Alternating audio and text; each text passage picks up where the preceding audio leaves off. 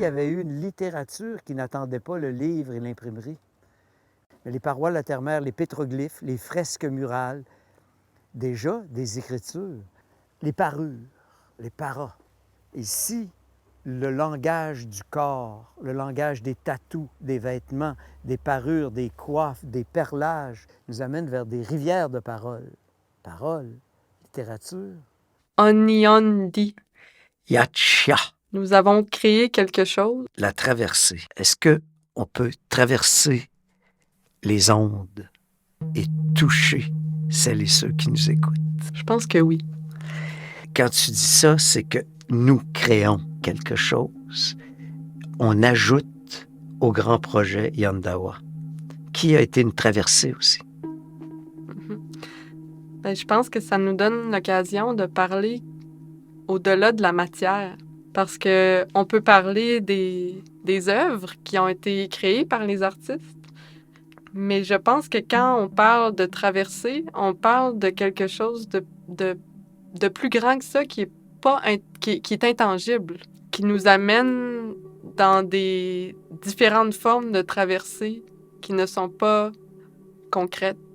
La vie des idées, les rêves, les évocations, les pensées, ce avec quoi des gens viennent voir des œuvres d'art et retournent. Près de chez moi, l'espace Cartier-Brébeuf, il y a comme un squelette qu'on pourrait penser c'est une baleine, mais c'est aussi l'armature de la petite hermine des 3 bateaux de Jacques Cartier à son 2e hiver. Cette capacité d'entreprendre de très longs voyages et de revenir, les échanges, les usages coutumiers qui sont distincts et les échanges par le commerce, par la parole, par donc les choses matérielles, mais aussi les convenances.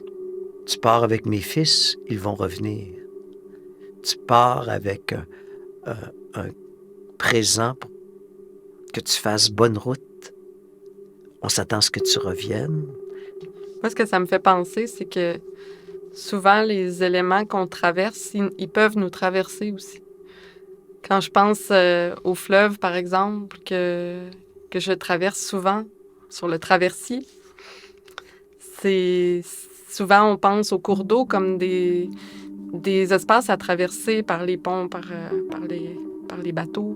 Mais en même temps, c'est aussi des éléments qui nous traversent. Le fleuve traverse profondément mon identité.